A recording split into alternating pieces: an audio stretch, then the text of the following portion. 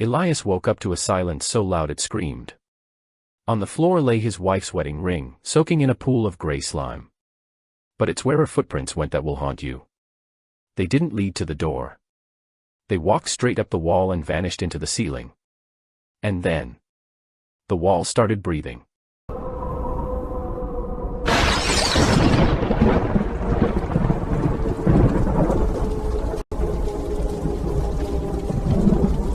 Elias killed the engine of the weathered off-road vehicle at exactly 1745.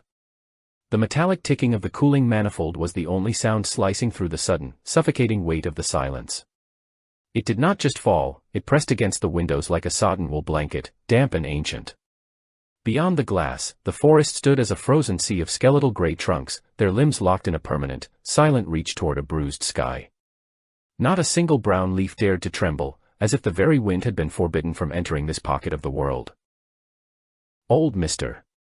Grady had stood on the porch earlier that day, his hands obsessively kneading a frayed, grease-stained cap as he handed over the heavy iron keys.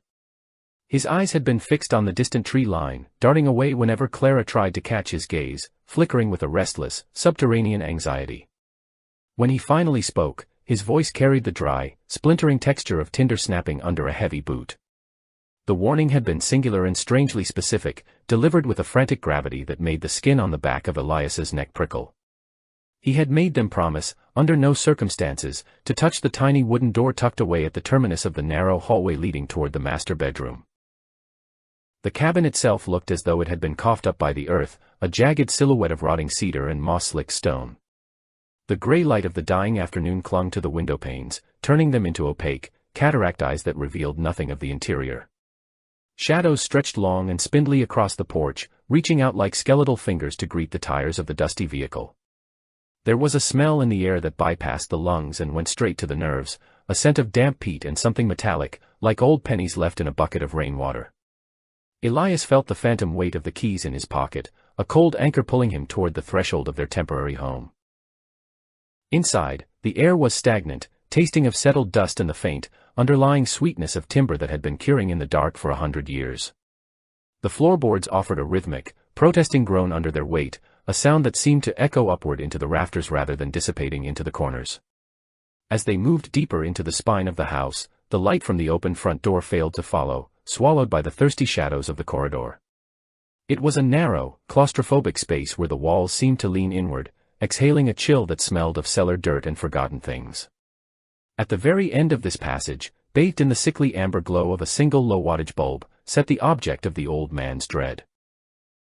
The door was unnervingly small, rising no higher than a man's knee, and appeared more like a misplaced cupboard than an entry to any functional space. It was fashioned from oak so dark it looked charred, the grain swirling in chaotic, hypnotic patterns that resembled screaming faces or grasping hands. There was no handle, only a small, tarnished brass latch that caught the dim light with a dull, oily sheen. Unlike the rest of the house, which felt brittle and frozen, the wood of this tiny portal looked supple, almost moist.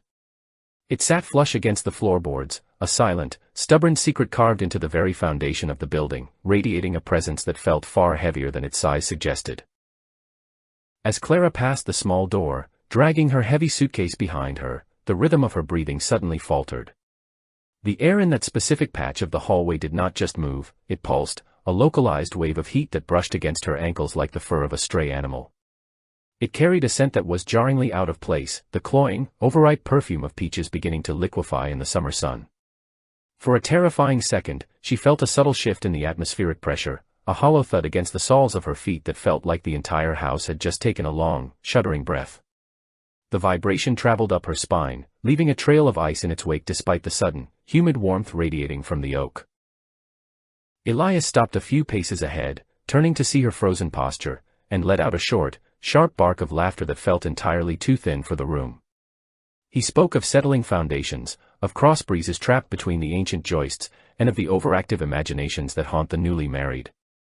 Yet, as the sound of his amusement hit the walls, it did not bounce back with the warmth of a joke, it fell flat, sounding hollow and artificial, like a recording played in an empty theater. The house seemed to absorb the sound instantly, burying it beneath the heavy silence once more. Even as he smiled, his eyes remained fixed on the brass latch, which seemed to glow just a fraction brighter in the gathering gloom of the hallway. The moon was a pale, strangled ghost behind the thick canopy of the ancient pines, offering no light to the bedroom where Elias and Clara lay. Inside, the darkness was not merely an absence of light, but a physical substance that seemed to fill the lungs with every shallow, hesitant breath they took.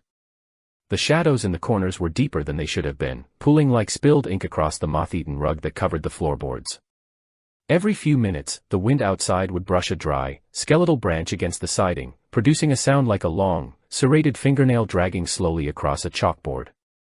The air inside remained unnervingly still, a stagnant pool of cooling oxygen that carried the faint, bitter tang of old wood, iron, and the settling dust of many decades. Elias lay staring at the ceiling, though he could not see more than a few inches above his own nose in the absolute gloom. The house had begun its nightly performance, a chorus of protests from a structure that had stood too long against the relentless weight of the mountain and the encroaching forest. It was not the light, rhythmic clicking of a modern home cooling down after a warm day, but a series of agonizing, drawn-out moans that seemed to vibrate through the very mattress beneath him. He could hear the heavy oak beams in the attic warping under the invisible pressure of the roof, emitting low-frequency groans that mimicked the vocalizations of a massive, wounded beast. It was a sound of immense internal tension, of materials being stretched to their absolute breaking point, echoing the tightness building in the center of his own chest as he tried to remain motionless. As the groaning of the rafters subsided into a series of sharp, splintering cracks that sounded like breaking bone, a different kind of noise emerged from the silence. It was submerged beneath the ambient sounds of the forest, a subtle percussive rhythm that felt more like a vibration in the inner ear than a true auditory experience. It originated from somewhere deep in the house, past the closed door of the bedroom, vibrating up through the floorboards like a slow, deliberate heartbeat. This sound had a specific, terrifying texture to it, not the hard, sharp tap of a claw or the solid strike of a hammer, but a soft, muffled impact. It was the unmistakable sound of something fleshy and damp meeting the wood, a rhythmic thudding that suggested the pads of enormous, heavy fingers pressing down one by one with a measured, predatory intent. The cadence of the tapping was maddeningly slow, punctuated by long, expectant pauses that seemed to stretch the seconds into minutes of pure, unadulterated dread. Thump. The sound was wet, heavy, and followed by a brief, agonizing dragging sensation, as if whatever made the noise was reluctant to lift itself away from the floor. Then, there was a silence so profound it felt as though the world had stopped spinning, lasting just long enough for the heart to skip a beat in anticipation. Thump. The next strike was marginally closer to the bedroom door than the last, moving with a patience that signaled a total lack of urgency. Elias found his muscles locking into a rigid, painful state, his limbs turning to lead as he tried to reconcile the domesticity of their surroundings with the primal, rhythmic intrusion echoing from the hallway. Clara lay beside him, her eyes wide and glassy, reflecting what little gray light managed to seep through the heavy, dust-laden velvet curtains. She did not move a single muscle, her body as stiff as a funerary effigy carved from cold marble, yet her internal world was a violent storm of heightened, agonizing sensation. Her pupils were dilated to their maximum, searching the pitch-black space for a shape or a movement that she knew she did not want to find. Each time the rhythmic tapping echoed from the corridor, her eyelids would twitch, a reflexive, involuntary flinch at a sound that felt like it was being hammered directly into the base of her skull. She could feel the faint heat from Elias's body beside her, but it felt distant and insufficient compared to the strange, invasive atmosphere that was beginning to seep through the cracks of the room. It began as a faint, almost pleasant suggestion, a ghostly wisp of sweetness that cut through the musty, metallic smell of the old cabin. But as the minutes ticked by, the scent thickened with an unnatural speed, becoming heavy and cloyingly sweet, like a crate of peaches left to liquefy in the suffocating, humid heat of a greenhouse.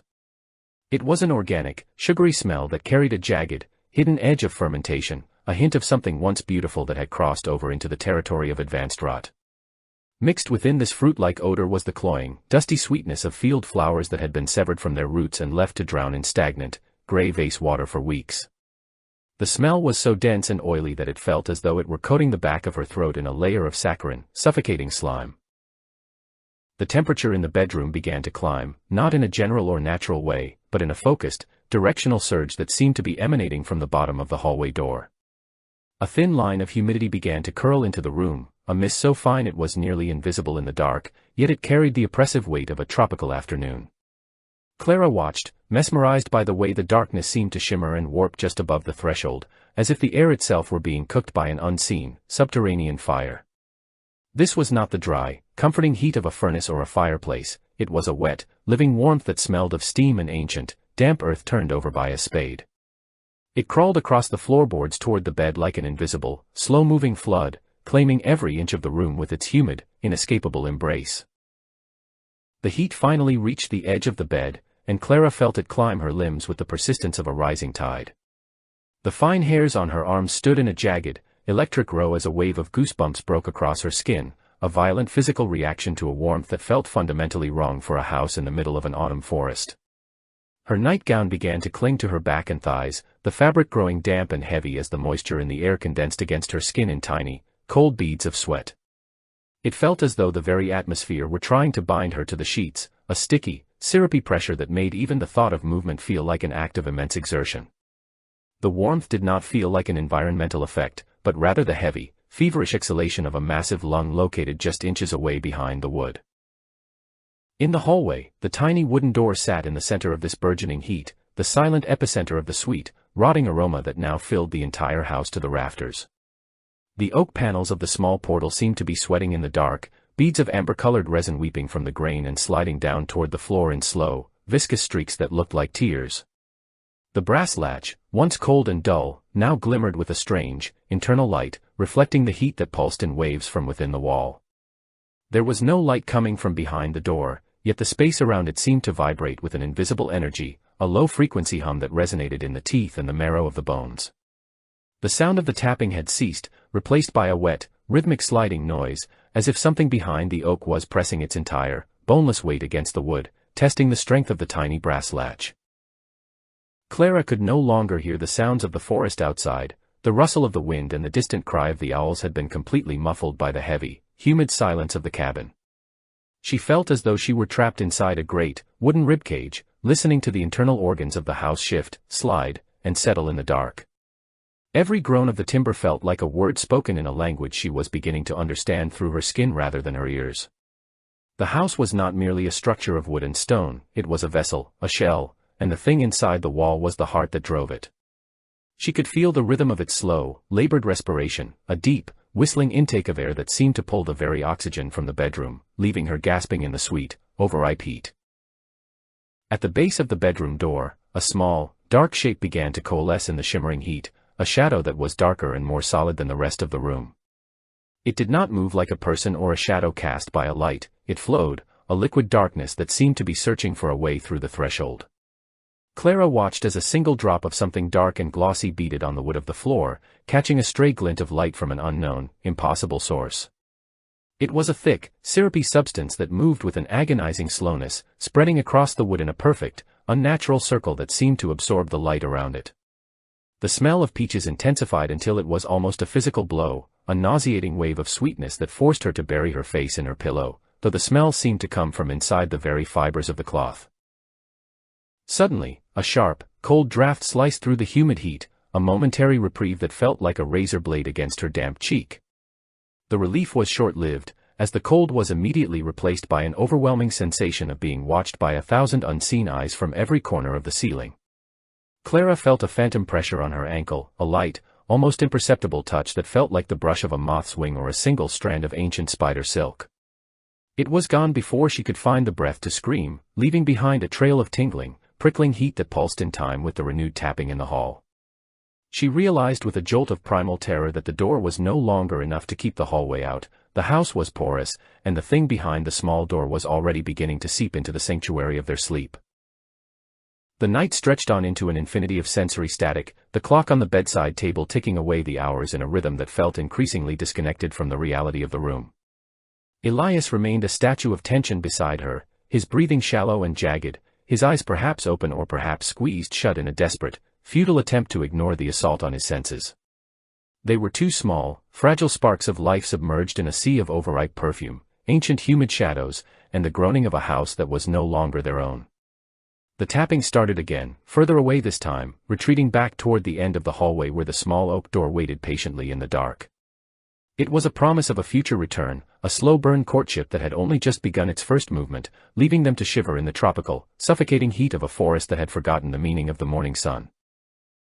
The second day dawned not with the triumphant return of the sun, but with a slow, agonizing dissolution of the charcoal night into a bruised and sickly shade of pearl.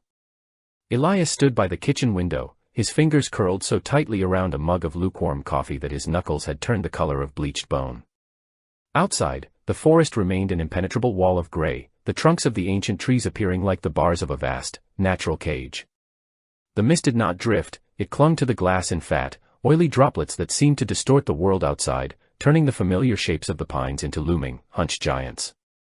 A single, solitary crow sat atop a frost-covered branch, its dark eye fixed on the cabin with a stillness that felt intentional and heavy with a silent, mocking judgment.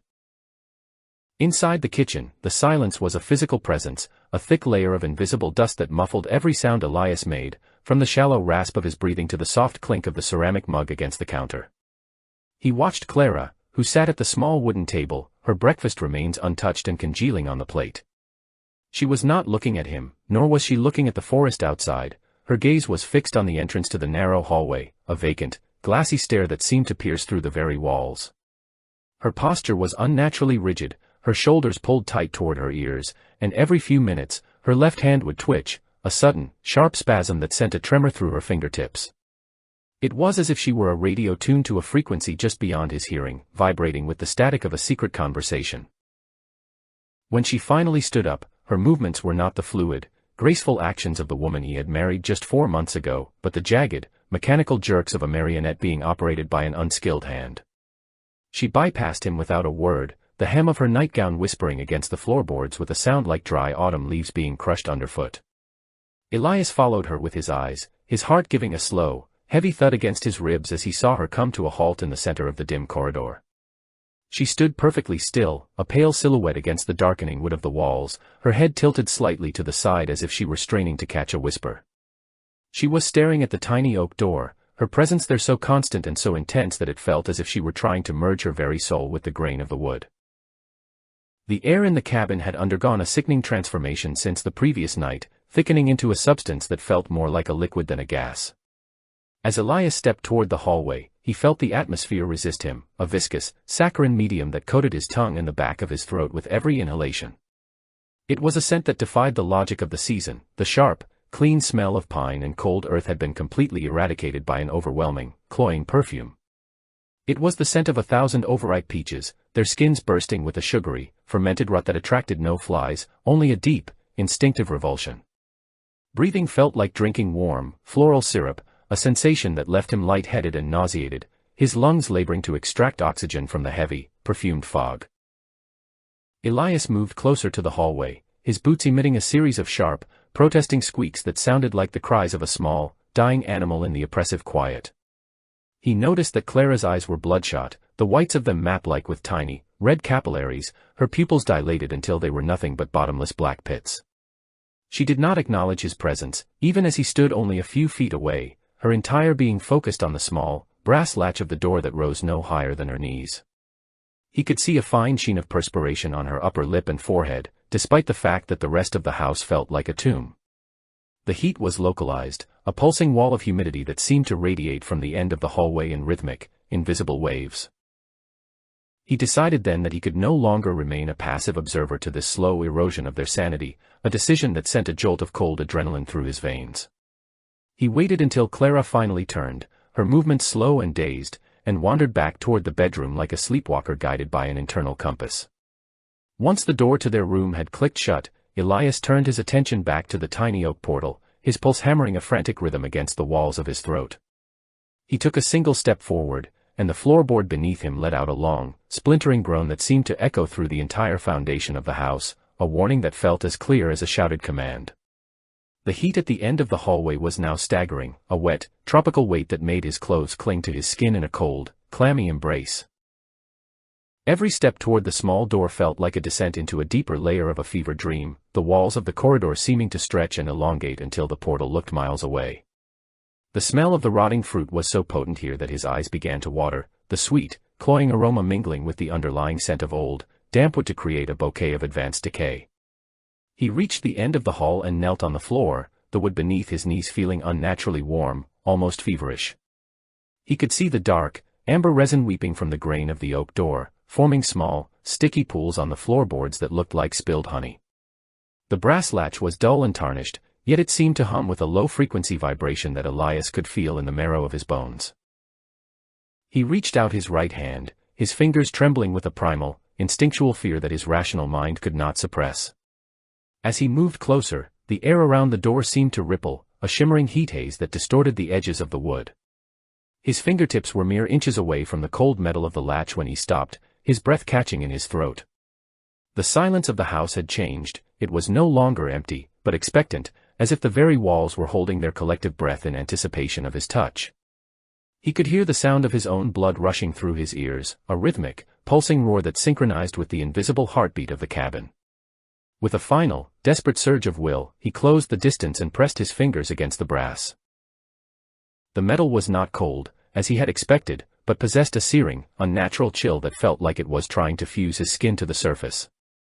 And then, the sound arrived. It did not come from the house, or the forest, or the wind. It came from directly behind the thin oak panel, only inches away from his face. It was not a knock, nor was it the scratching of a trapped animal.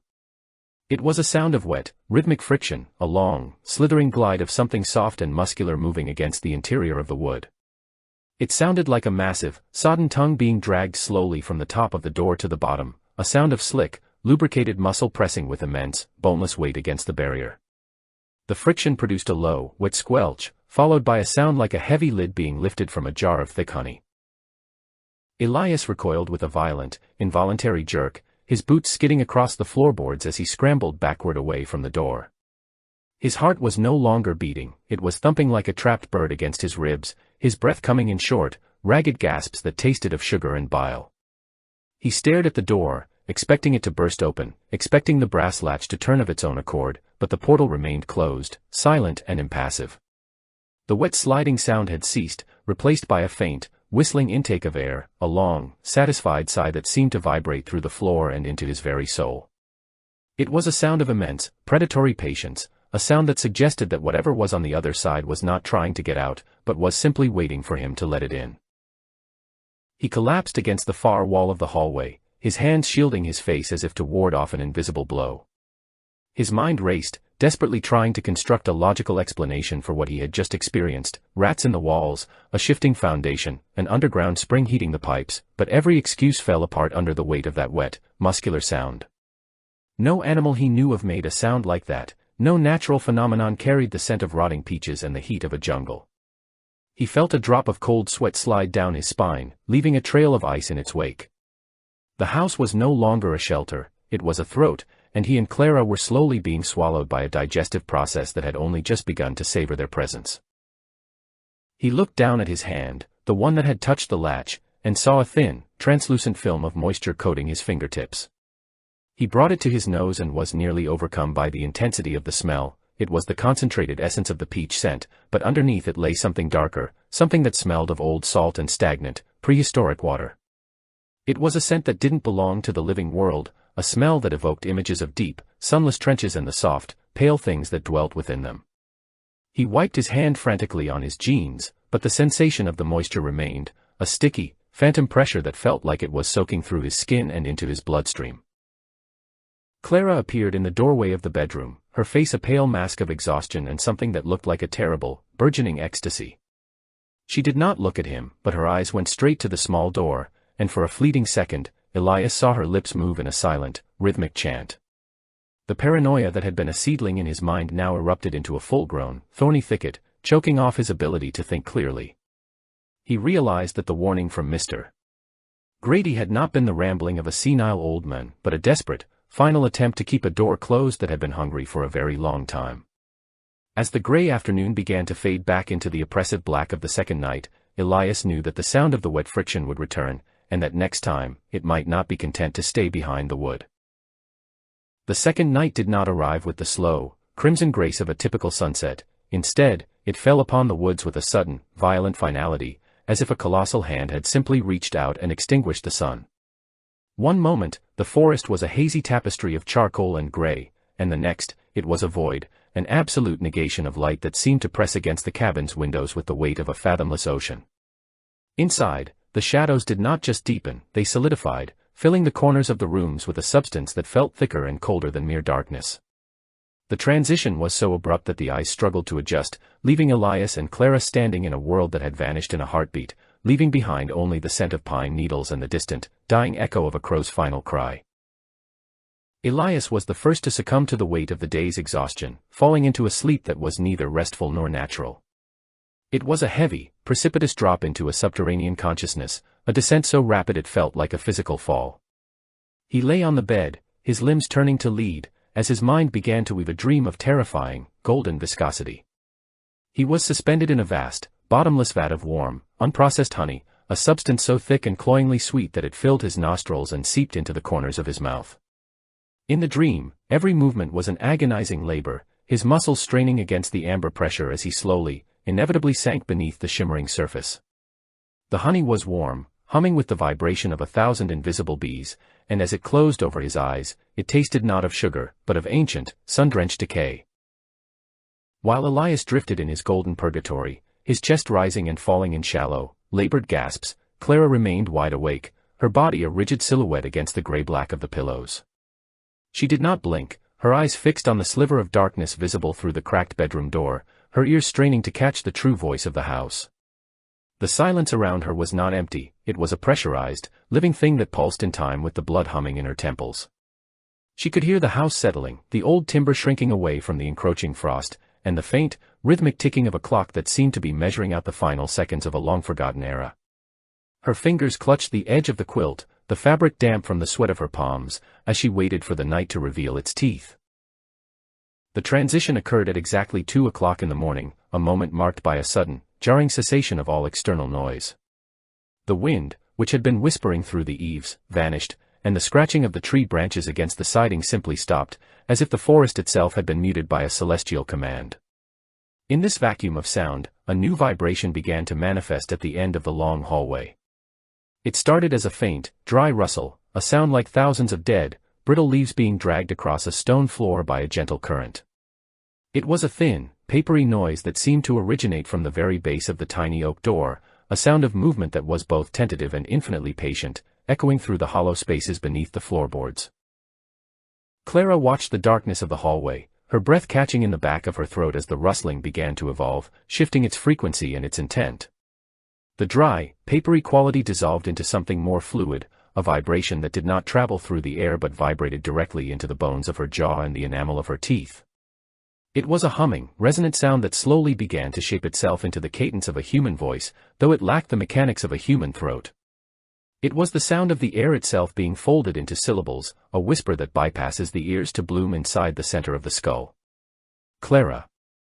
The name was not spoken, it was felt, a caress of sound that carried the heartbreaking tenderness of a mother's touch and the terrifying intimacy of a predator's breath against the neck.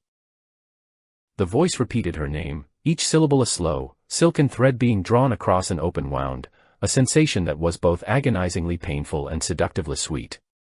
It was a call that promised an end to the cold, an end to the suffocating isolation of the woods, and an invitation into a warmth that had no beginning and no end. Clara felt the name vibrate in her marrow, pulling at the very fibers of her will, drawing her toward the door of the bedroom with a magnetic force that was impossible to resist. The voice did not sound like any person she had ever known, yet it sounded more familiar than her own reflection, a primordial echo that had been waiting for her in the dark since the day she was born. As the voice continued its melodic, internal chant, it was joined by a new, more physical sound that emanated from behind the small oak door. It was a rhythmic, wet squelch, the sound of something massive and boneless shifting its weight in a shallow pool of thick, viscous liquid.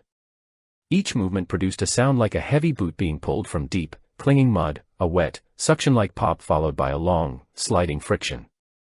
It suggested a creature of immense proportions, something that lacked a solid skeleton, pressing its damp, muscular form against the interior of the wood.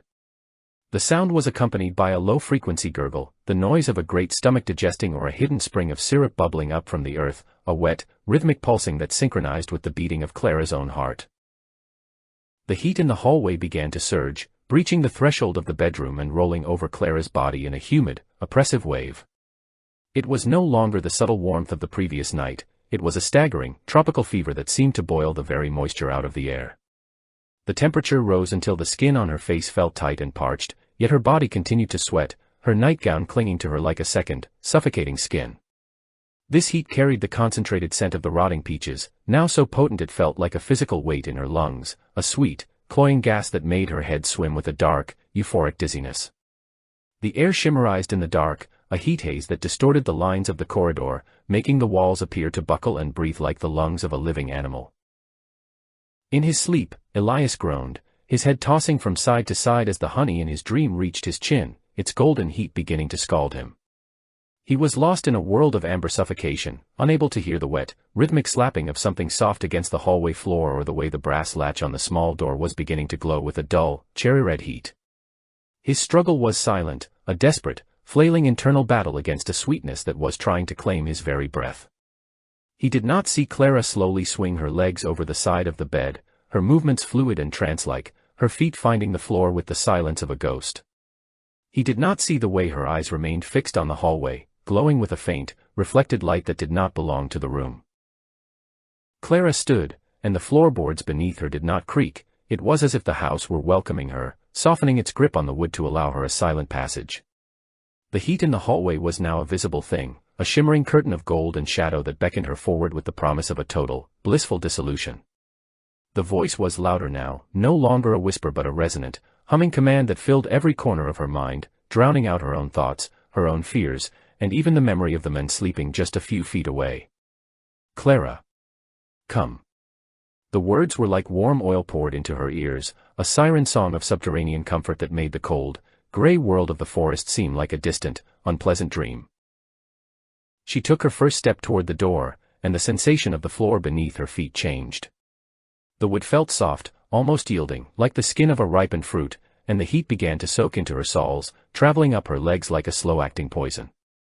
The smell of the rotting peaches was so intense now that she could taste it on the back of her tongue, a flavor of sugar, iron, and ancient, stagnant water.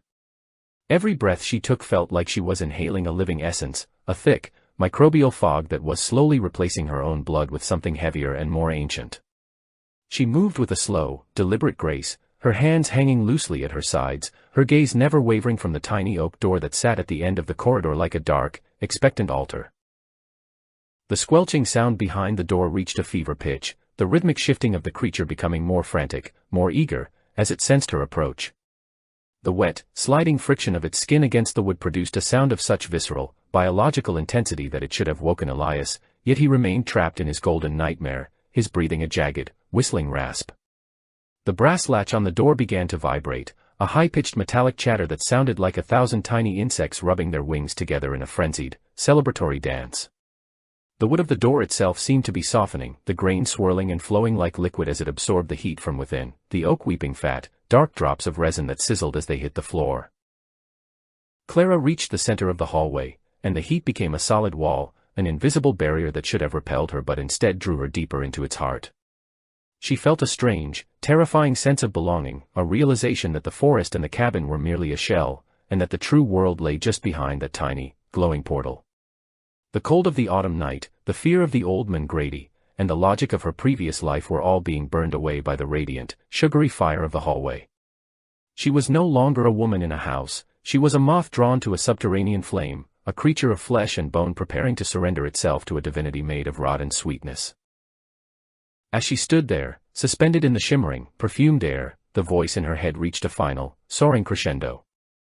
It was no longer just her name, it was a history, a promise of 1,000 years of warmth, a life without the sharp edges of the winter or the bitter taste of human loneliness.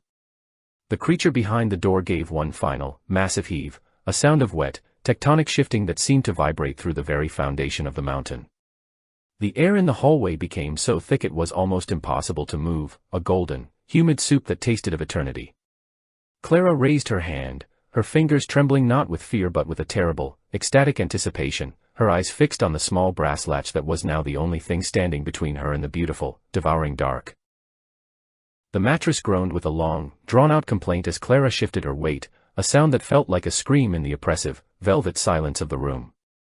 Elias did not stir, he remained locked in the heavy, amber prison of his sleep, his chest rising and falling with a shallow, mechanical rhythm that seemed to belong to a different world.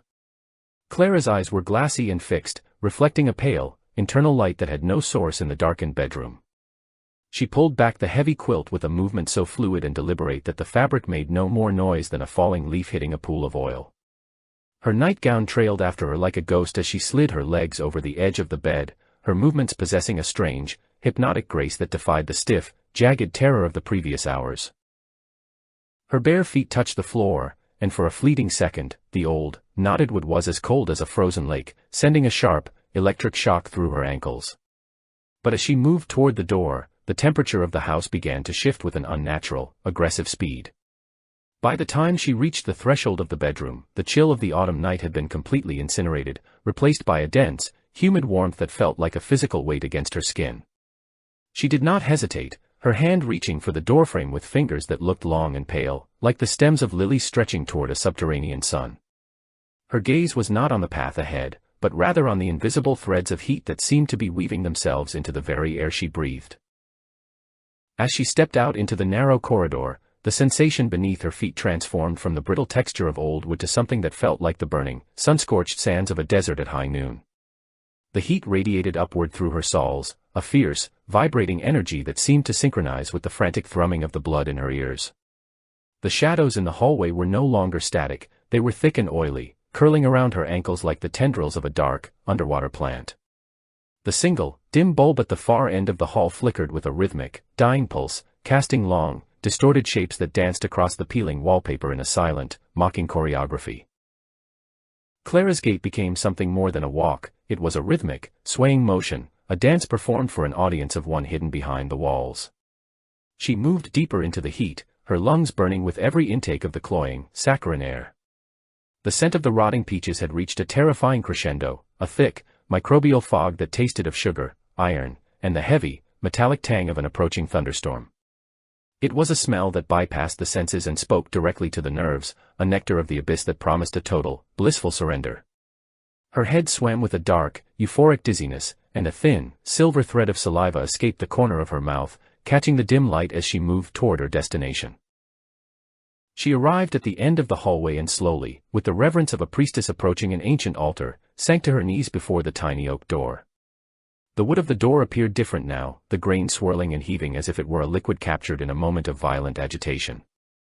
It was weeping a dark, translucent resin that smelled of honey and ancient, sunless earth, the thick droplets sliding down the oak in slow, agonizing streaks.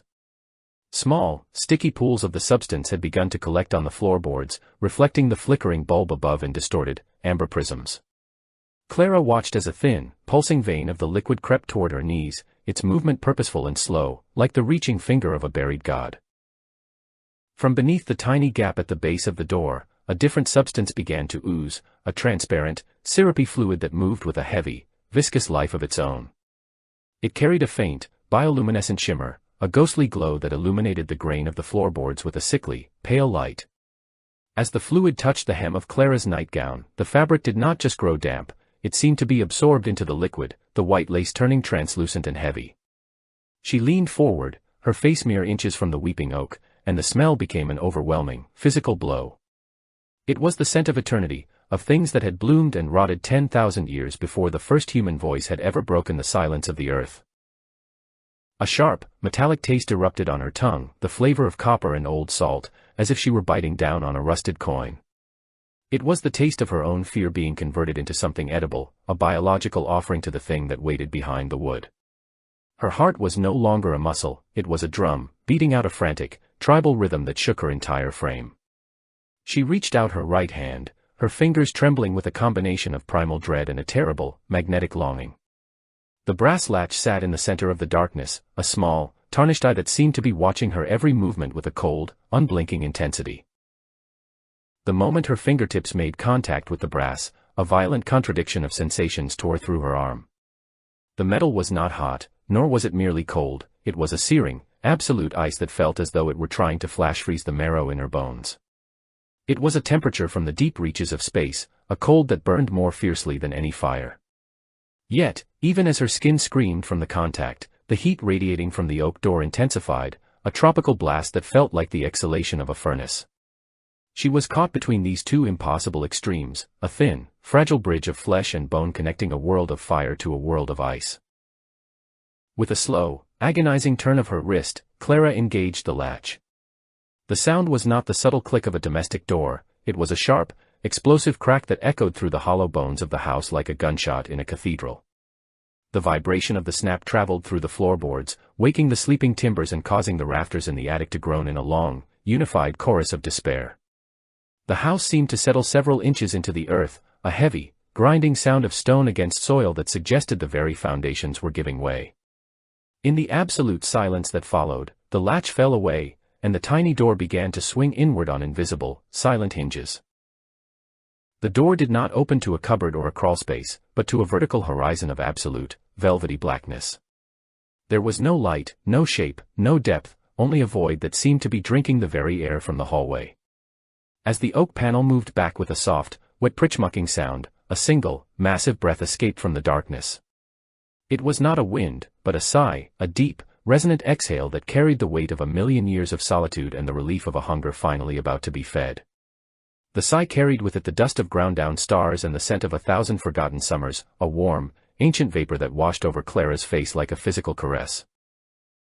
Clara leaned further into the opening, her eyes wide and unblinking, searching the blackness for a sign of the creature she had heard tapping in the night. But there was no monster, no reaching claw, no gleaming eye. There was only the pull. It was a gravitational distortion, a localized collapse of space that began to draw her toward the void with a gentle, irresistible force. She felt the skin on her face being pulled taut, her hair streaming forward into the darkness as if caught in a powerful, silent gale. The very air around her seemed to be stretching, the hallway behind her elongating and blurring into a tunnel of smeared light and shadow. She did not resist the pull, she embraced it, her body tilting forward until her forehead brushed the edge of the dark threshold. The transparency of her skin seemed to increase, her veins appearing like a map of dark, bifurcating rivers beneath a layer of thinning parchment. She felt her physical form beginning to lose its rigidity, her bones softening like wax in the proximity of that ancient, subterranean heat. The smell of the peaches was now her entire reality, a sweet, devouring universe that was dissolving the boundaries of her mind and her memory. She was no longer Clara, she was a frequency of light and heat, a note of music being drawn back into the silence of the instrument. As her shoulders passed through the tiny opening, the wood of the doorframe seemed to expand to accommodate her, the oak stretching and flexing like living tissue. The sound of the house's groaning became a distant, muffled echo, a fading heartbeat from a world she was leaving behind. She felt a sensation of profound weightlessness, as if she were floating in a sea of warm, fragrant mercury, the darkness closing around her limbs like a soft, protective cocoon. The last thing she felt from the world of the living was the rough texture of the floorboard against her trailing fingertips, a final, fading anchor to a reality that no longer had a hold on her. Behind her, the hallway remained empty and shimmering with a residual, feverish heat, the single light bulb finally flickering out and plunging the corridor into a deep, bruised purple. The tiny oak door began to swing shut, moved by a current of air that originated from deep within the earth. It closed with a soft, final thud, a sound of a secret being sealed away once more. The brass latch rose of its own accord, clicking back into place with a definitive, metallic snap that signaled the end of the invitation. The only evidence of the night's events was a single, golden ring that had slipped from a finger that was no longer solid enough to hold it, spinning silently on the floorboards before settling into the thick, dark resin that continued to weep from the wood. Elias was pulled from the depths of his leaden, honey-soaked fever dream by the weight of an absolute and deafening silence at exactly 6 o'clock in the morning. The world outside the bedroom window was a flat, featureless expanse of dawn gray, a sterile light that did not so much illuminate the room as expose its emptiness.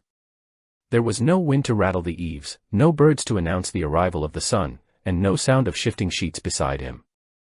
He lay paralyzed for several long minutes, his heart thumping a slow, erratic rhythm against the hollow of his ribs, while his mind struggled to process the total absence of the oppressive, sweet warmth that had defined the previous night. The air in the room had turned sharp and thin, possessing a jagged, crystalline quality that made every shallow breath feel like a shallow cut to the back of his throat. He reached out a trembling hand toward Clara's side of the bed, his fingers grazing the pale cotton of the sheets only to find them as cold and unresponsive as a slab of mountain stone. The indentation where her body should have been was shallow and discarded, already losing the last ghostly traces of her presence to the encroaching chill of the cabin. The smell that had haunted their every waking moment, that cloying, overripe perfume of peaches and rotting nectar, had vanished entirely, replaced by a scent that was fundamentally different and far more clinical. It was the sharp, metallic tang of ozone, the smell of a lightning strike or a massive electrical discharge, mingled with the dry, choking aroma of dust that had been undisturbed for a century. It was the smell of a space that had been violently emptied of its life and then cauterized by an impossible energy. Elias sat up, his joints protesting with sharp, dry clicks that seemed to echo like gunshots in the unnatural quiet of the house. He swung his legs over the side of the bed, his bare feet recoiling as they made contact with the floorboards, which felt as though they had been stripped of all thermal energy, sucking the heat directly from his skin. His breath came in short, visible puffs of white mist, swirling in the gray light like miniature ghosts before dissipating into the stagnant air. Every movement felt heavy, as if he were wading through a medium thicker than air, a lingering residue of the gravitational distortion that had claimed the hallway during the night. He stood on legs that felt like brittle glass, his gaze fixed on the bedroom door, which stood slightly ajar, revealing a sliver of the corridor that was now bathed in a bruised, violet shadow. He pushed the door open, the hinges emitting a low, mournful groan that vibrated through his fingertips and up his arm, a sound of ancient wood grieving for its lost inhabitants.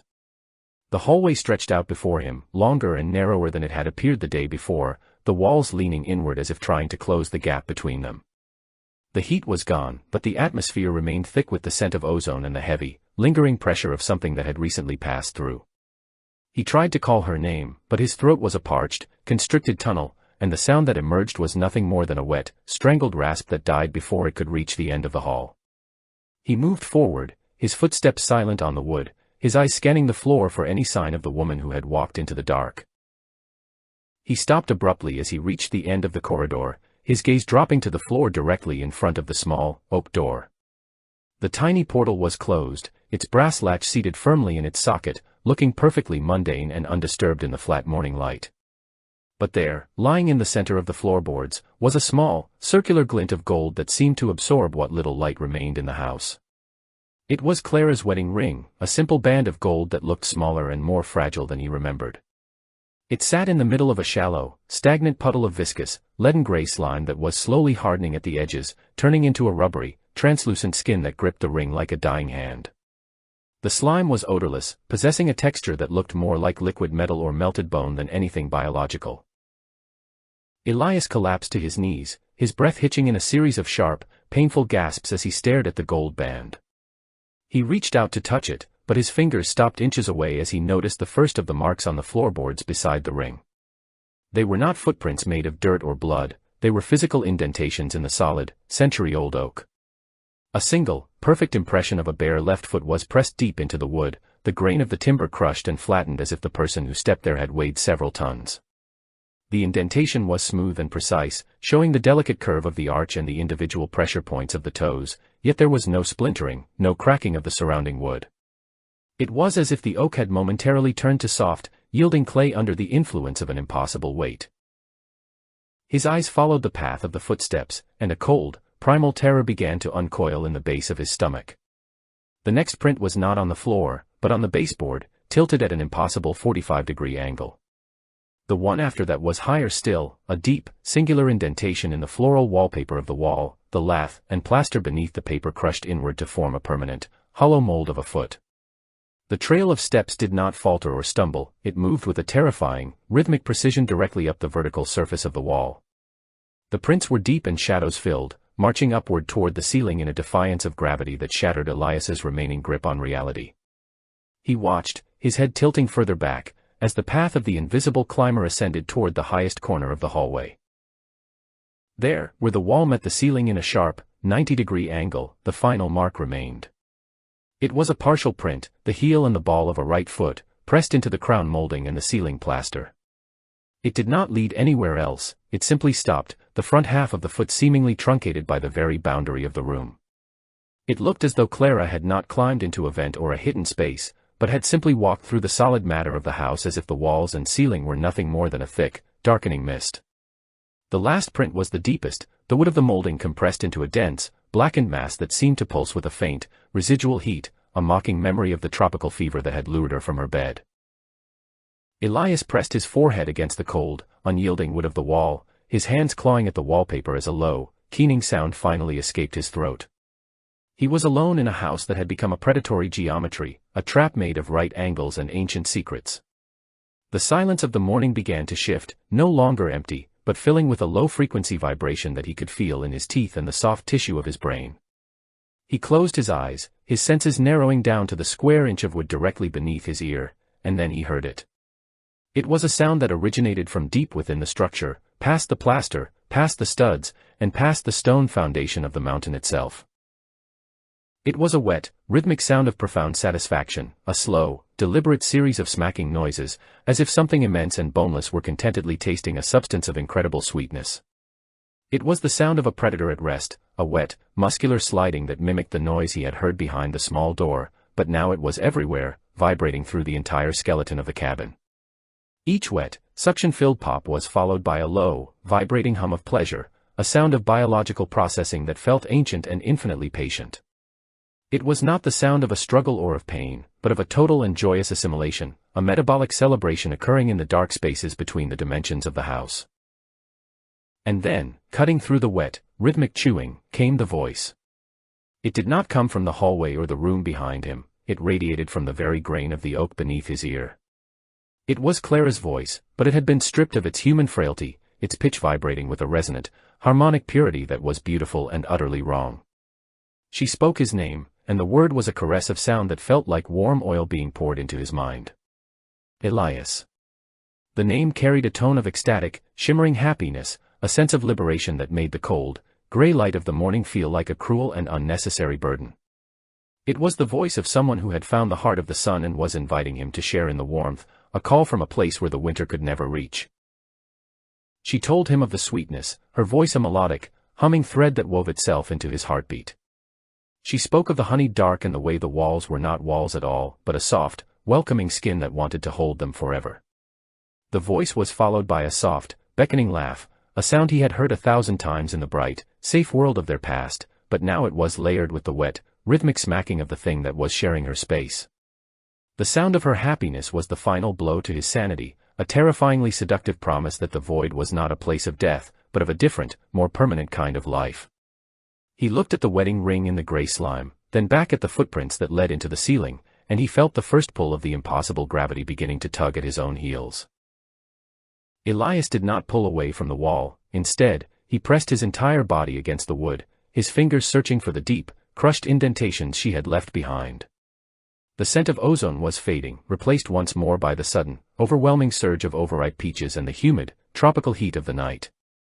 The cabin began to groan, a long, welcoming sound of timber expanding to make room for a new guest, the rafters above his head singing with a low, choral vibration. He closed his eyes and listened to her happy, rhythmic calling, his breath hitching as he felt the floor beneath his feet begin to soften, the solid oak turning to the texture of ripened fruit. In the gray, silent light of the forest, the cabin stood motionless, a wooden throat that had finally finished its meal and was now opening wide for the next.